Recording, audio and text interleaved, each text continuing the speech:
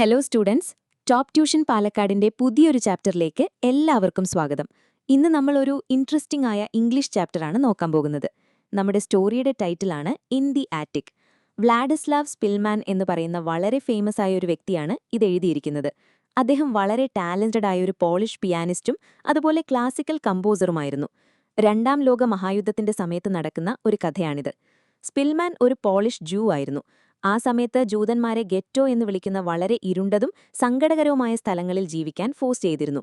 ഒരുപാട് ആളുകളെ കോൺസെൻട്രേഷൻ ക്യാമ്പുകളിലേക്ക് അയക്കുകയും അവിടെ അവർ ഒരുപാട് സ്ട്രഗിൾ ചെയ്യുകയും ചെയ്തു. മറ്റു പലരെയും ഗ്യാസ് ചേംബറുകളിലിട്ട് പൂർണ്ണമായും കൊന്നൊടുക്കി. എല്ലാ ഹ്യൂമൻ ബീയിങ്സിനും ഫ്രീഡത്തോടും ഡിഗ്നിറ്റിയോടും കൂടി ജീവിക്കാൻ അവകാശമുണ്ട്. എന്നാൽ ലക്ഷക്കണക്കിന് ആളുകൾക്ക് ഈ ബേസിക് ഹ്യൂമൻ റൈറ്റ്സ് നിഷേധിക്കപ്പെട്ടു.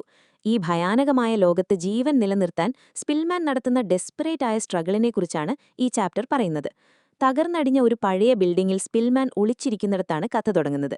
ഭക്ഷണം സൂക്ഷിക്കുന്ന ലാർഡർ ഡോറിനടുത്തുള്ള ഒരു ചെയറിലേക്ക് വളരെ ടയേർഡായ അദ്ദേഹം വന്നിരുന്നു. പെട്ടെന്നൊരു ജർമ്മൻ മിലിറ്ററി ഓഫീസർ അദ്ദേഹത്തെ അവിടെ വെച്ച് കണ്ടുപിടിക്കുന്നു. സ്പിൽമാൻ വളരെ എക്സോസ്റ്റഡ് ആയിരുന്നു. അതുകൊണ്ട് നിങ്ങൾക്കിഷ്ടമുള്ളത് എന്നോട് ചെയ്തോളൂ എന്ന് അദ്ദേഹം ആ ഓഫീസറോട് പറയുന്നു. താൻ അവിടെ നിന്നും മാറാൻ പോകുന്നില്ല എന്ന് അദ്ദേഹം വളരെ ക്ലിയർ ആയിട്ട് പറയുന്നു.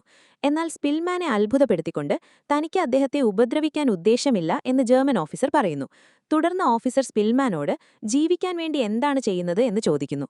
ഞാനൊരു പിയാനിസ്റ്റ് ആണെന്ന് സ്പിൽമാൻ വളരെ പേടിയോടെ മറുപടി നൽകുന്നു. ഇത് കേട്ടപ്പോൾ ഓഫീസർക്ക് ഒരു ഐഡിയ തോന്നി. സ്പിൽമാനോട് അടുത്ത റൂമിലേക്ക് തന്റെ കൂടെ വരാൻ ആവശ്യപ്പെടുന്നു. ആ റൂമിൽ ഭിത്തിയോട് ചേർന്ന് ഒരു പഴയ പിയാനോ ഉണ്ടായിരുന്നു. ഓഫീസർ ആ പിയാനോയിലേക്ക് പോയിന്റ് ചെയ്തിട്ട് എന്തെങ്കിലും പ്ലേ ചെയ്യാൻ കമാൻഡ് ചെയ്യുന്നു. സ്പിൽമാൻ വളരെ ഹെസിറ്റന്റ് ആയിരുന്നു. ഭയത്തോടെ അദ്ദേഹം ഓഫീസറെ നോക്കുന്നു. ആരെങ്കിലും വന്നാൽ സ്പിൽമാന് ഫുഡ് കബോർഡിൽ ഒളിക്കാം എന്ന് പറഞ്ഞ് ഓഫീസർ അദ്ദേഹത്തെ സമാധാനിപ്പിക്കുന്നു. താനാണ് പിയാനോ വായിച്ചതെന്ന് പറഞ്ഞ് അദ്ദേഹത്തെ പ്രൊട്ടക്ട് ചെയ്യാമെന്ന് ഓഫീസർ പ്രോമിസ് ചെയ്യുന്നു. സ്പിൽമാൻ പിയാനോ കീകളിൽ വിരലുകൾ വെച്ചപ്പോൾ അദ്ദേഹത്തിന്റെ കൈകൾ വല്ലാതെ വിറയ്ക്കുന്നുണ്ടായിരുന്നു. 2.5 വർഷമായി അദ്ദേഹം പിയാനോ പ്രാക്ടീസ് ചെയ്തിരുന്നില്ല. അദ്ദേഹത്തിന്റെ വിരലുകൾ വളരെ സ്റ്റിഫായിരുന്നു, നിറയെ അഴുക്കുണ്ടായിരുന്നു, ആഴ്ചകളായി നഖം വെട്ടിയിരുന്നില്ല. ഇതൊക്കെയാണെങ്കിലും അദ്ദേഹം ചോപ്പിൻസ് നോക്ടേൺ ഇൻ സി ഷാർപ്പ് മൈനർ എന്നൊരു ബ്യൂട്ടിഫുൾ മ്യൂസിക് പ്ലേ ചെയ്യുന്നു. മ്യൂസിക് അവസാനിച്ചപ്പോൾ ആ റൂമിലെ സൈലൻസ് വളരെ ഗ്ലൂമിയും സ്കേറിയുമായി തോന്നി. പെട്ടെന്ന് ബിൽഡിങ്ങിന് പുറത്ത് ഭയങ്കരമായ ഒരു ഗൺ ഷോട്ട് അവർ കേൾക്കുന്നു. ഓഫീസർ ഒരു നെടുവീർപ്പോടെ ആ സിറ്റിയിൽ നിൽക്കുന്നത് സേഫ് അല്ല എന്ന് സ്പിൽമാനോട് പറയുന്നു. സ്പിൽമാനെ സിറ്റിക്ക് പുറത്തുള്ള സേഫായ ഒരു വില്ലേജിലേക്ക് കൊണ്ടുപോകാമെന്ന് ഓഫീസർ സജസ്റ്റ് ചെയ്യുന്നു. എന്നാൽ സ്പിൽമാൻ തനിക്ക് ആ സ്ഥലം വിട്ടുപോകാൻ കഴിയില്ല എന്ന് ഉറപ്പിച്ചു പറയുന്നു. അപ്പോഴാണ് ഓഫീസർക്ക് ആ സത്യം മനസ്സിലാകുന്നത്. അദ്ദേഹം സ്പിൽമാനോട് ചോദിക്കുന്നു, നിങ്ങളൊരു ജൂ ആണോ എന്ന്. എതേ എന്ന് സ്പിൽമാൻ പറഞ്ഞപ്പോൾ എന്തിനാണ് അദ്ദേഹം ആ തകർന്ന ബിൽഡിംഗിൽ ഒളിച്ചിരിക്കുന്നത് എന്ന് ഓഫീസർക്ക് മനസ്സിലാകുന്നു. ഓഫീസർ ആ ഏരിയ ഇൻസ്പെക്ട് ചെയ്യുകയും ആറ്റിക്കിന്റെ എൻട്രൻസിന് മുകളിലായി മരം കൊണ്ടുണ്ടാക്കിയ ചെറിയൊരു ലോഫ്റ്റ് കണ്ടെത്തുകയും ചെയ്യുന്നു. സേഫായിരിക്കാൻ ആ ലോഫ്റ്റിന് മുകളിൽ ഒളിക്കാൻ ഓഫീസർ സ്പിൽമാനെ അഡ്വൈസ് ചെയ്യുന്നു. സ്പിൽമാന്റെ കയ്യിൽ ഫുഡ് എന്തെങ്കിലും ഉണ്ടോ എന്ന് ചോദിച്ചപ്പോൾ ഇല്ല എന്ന് പറഞ്ഞതുകൊണ്ട് കുറച്ച് ഫുഡ് കൊണ്ടുവരാമെന്ന് ഓഫീസർ പ്രോമിസ് ചെയ്യുന്നു. ഈ കൈൻഡ്നെസ് കണ്ട് ഷോക്കായ സ്പിൽമാൻ നിങ്ങളൊരു ജർമ്മൻ ആണോ എന്ന് വളരെ ധൈര്യത്തോടെ ചോദിക്കുന്നു. ഓഫീസർക്ക് പെട്ടെന്ന് ദേഷ്യം വന്നു. എതേ എന്ന് പറഞ്ഞു. എന്നാൽ തന്റെ രാജ്യം ചെയ്യുന്ന കാര്യങ്ങളിൽ തനിക്ക് അതിയായ നാണംകേടുണ്ട് എന്ന് അദ്ദേഹം സമ്മതിക്കുന്നു. 3 ദിവസങ്ങൾക്ക് ശേഷം വളരെ ഇരുണ്ട ഒരു ഈവനിങ്ങിൽ ഓഫീസർ തിരികെ വരുന്നു. സ്പിൽമാൻ അവിടെ തന്നെ ഉണ്ടോ എന്ന് ചെക്ക് ചെയ്യാൻ അദ്ദേഹം പതിയെ വിസ്പർ ചെയ്യുന്നു. എന്നിട്ടൊരു വലിയ പാക്കേജ് താഴെ വയ്ക്കുന്നു. ആ പാക്കേജിൽ കുറച്ച് ബ്രെഡും അതുപോലെ പേപ്പറിൽ പൊതിഞ്ഞ കുറച്ച് ജാമും ഉണ്ടായിരുന്നു. ഗാർഡ്സ് അദ്ദേഹത്തെ കണ്ടതുകൊണ്ട് ഓഫീസർ വളരെ ധൃതിയിലായിരുന്നു. സ്പ്രിംഗ് സീസൺ ആകുമ്പോഴേക്കും വാർ അവസാനിക്കുമെന്നും കുറച്ചാഴ്ചകൾ കൂടി എങ്ങനെയെങ്കിലും പിടിച്ചു നിൽക്കാനും ഓഫീസർ സ്പിൽമാനോട് പറയുന്നു. സർവൈവ് ചെയ്യാനുള്ള ഒരു സ്ട്രിക്റ്റ് ഓർഡർ കൊടുക്കുന്നതുപോലെ ഓഫീസറുടെ വോയിസ് വളരെ ഹാർഷായിരുന്നു. പിന്നീട് ഹോപ്പ്ലെസ് ആയ ഒരുപാട് ആഴ്ചകൾ കടന്നുപോയി. പുറത്ത് വെടിയൊച്ചകളും ആർട്ടിലറി ഫയറുകളും കുറഞ്ഞു വരുന്നത് സ്പിൽമാൻ ശ്രദ്ധിച്ചു. ജർമ്മൻ സോൾജിയേഴ്സ് വലിയ പാക്കേജുകളുമായി സ്റ്റെയർകേസിലൂടെ കയറുകയും ഇറങ്ങുകയും ചെയ്തു. എന്നാൽ ആരും ലോഫ്റ്റിൽ വന്ന് സെർച്ച് ചെയ്തില്ല. ഡിസംബർ 12-ാം തീയതി ജർമ്മൻ ഓഫീസർ അവസാനമായി സ്പിൽമാനെ കാണാൻ വരുന്നു.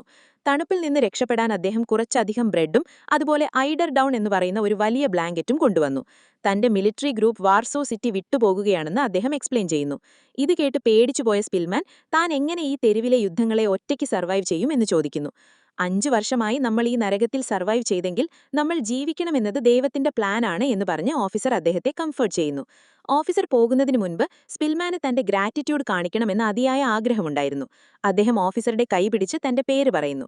യുദ്ധത്തിനു മുൻപ് പോളിഷ് റേഡിയോയിലാണ് താൻ വർക്ക് ചെയ്തിരുന്നതെന്ന് ഓഫീസറോട് പറയുന്നു. താൻ സർവൈവ് ചെയ്യുകയാണെങ്കിൽ വീണ്ടും പോളിഷ് റേഡിയോയിലേക്ക് തിരികെ പോകുമെന്നും ഭാവിയിൽ എന്തെങ്കിലും ഹെൽപ്പ് ആവശ്യമുണ്ടെങ്കിൽ തീർച്ചയായും സഹായിക്കുമെന്നും പ്രോമിസ് ചെയ്യുന്നു. സ്പിൽമാന്റെ ആ ഇന്നസെന്റ് ആയ ആഗ്രഹം കണ്ട് ഓഫീസർ വളരെ ഷൈ ആയിട്ടൊന്ന് ചിരിക്കുന്നു.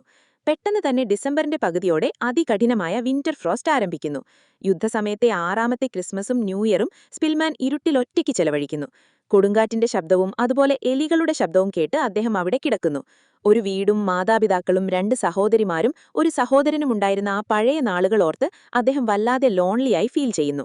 സർവൈവ് ചെയ്യണമെങ്കിൽ താൻ പൂർണ്ണമായും ഒറ്റയ്ക്കാണ് എന്ന സത്യം അക്സെപ്റ്റ് ചെയ്യണമെന്ന് റിയലൈസ് ചെയ്യുന്നു. ജനുവരി മാസത്തിൽ വലിയ യുദ്ധങ്ങളും ആർട്ടിലറി ഫയറും സിറ്റിയിലേക്ക് വീണ്ടും തിരിച്ചെത്തുന്നു. യുദ്ധത്തിന്റെ ശബ്ദം കാരണം ഭൂമി കുലുങ്ങുന്നുണ്ടായിരുന്നു. മരിച്ചുപോകുമോ എന്ന ഭയം കാരണം സ്പിൽമാൻ ഉറങ്ങാൻ കഴിഞ്ഞില്ല.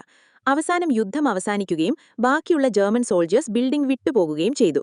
വൈകാതെ ജർമ്മനിയുടെ തോൽവിയും വാർസോയുടെ ലിബറേഷനും റേഡിയോയിലൂടെ അനൗൺസ് ചെയ്യപ്പെട്ടു.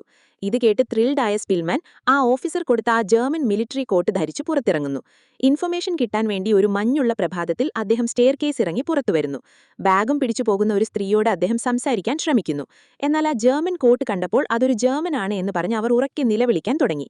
ഉടനെ തന്നെ പോളിഷ് ഗാർഡ്സ് തിരിഞ്ഞുനിന്നും മെഷീൻ പിസ്റ്റൽ ഉപയോഗിച്ച് അദ്ദേഹത്തിന് നേരെ ഷൂട്ട് ചെയ്യുന്നു. സ്വന്തം ആളുകളിൽ നിന്ന് രക്ഷപ്പെടാൻ സ്പിൽമാന് വീണ്ടും ആറ്റിക്കിലേക്ക് തന്നെ ഓടി ഒളിക്കേണ്ടി വന്നു. ഫ്രീഡം ലഭിച്ച ആ സമയത്ത് സ്വന്തം നാട്ടുകാരാൽ തന്നെ കൊല്ലപ്പെടാൻ പോകുന്ന ഒരു വളരെ അബ്സേർഡായ സിറ്റുവേഷനിൽ അദ്ദേഹം എത്തി. താൻ പോളിഷ് ആണെന്നും ഷൂട്ട് ചെയ്യരുത് എന്നും ഉറക്കെ വിളിച്ചു പറഞ്ഞുകൊണ്ട് അദ്ദേഹം സ്റ്റെയർകേസിലൂടെ താഴെ വരുന്നു. ഒരു പോളിഷ് ലഫ്റ്റനന്റ് അദ്ദേഹത്തിന് നേരെ തോക്ക് ചൂണ്ടുകയും എന്തിനാണ് ജർമ്മൻ കോട്ട് ധരിച്ചിരിക്കുന്നത് എന്ന് ദേഷ്യത്തോടെ ചോദിക്കുകയും ചെയ്തു. അടുത്തു വന്ന് നോക്കിയപ്പോൾ അവർക്ക് കാര്യങ്ങൾ മനസ്സിലാകുകയും അദ്ദേഹത്തെ അവരുടെ ഹെഡ്ക്വാർട്ടേഴ്സിലേക്ക് കൊണ്ടുപോകുകയും ചെയ്തു. 2 ആഴ്ചത്തെ കെയറിന് ശേഷം സ്പിൽമാൻ ഒരു ഫ്രീ മാനായിട്ട് വാർസോയിലെ തെരുവുകളിലൂടെ നടക്കുന്നു. 500,000 ജൂതന്മാർ കൊല്ലപ്പെട്ട ആ തകർന്ന സിറ്റി നോക്കിക്കൊണ്ട് അദ്ദേഹത്തിന് ഒരു പുതിയ ജീവിതം തുടങ്ങണമെന്ന് റിയലൈസ് ചെയ്യുന്നു. ആ കൈൻഡായ ജർമ്മൻ സോൾജിയറുടെ പേര് വിൽം ഹോസൻഫെൽഡ് എന്നായിരുന്നു.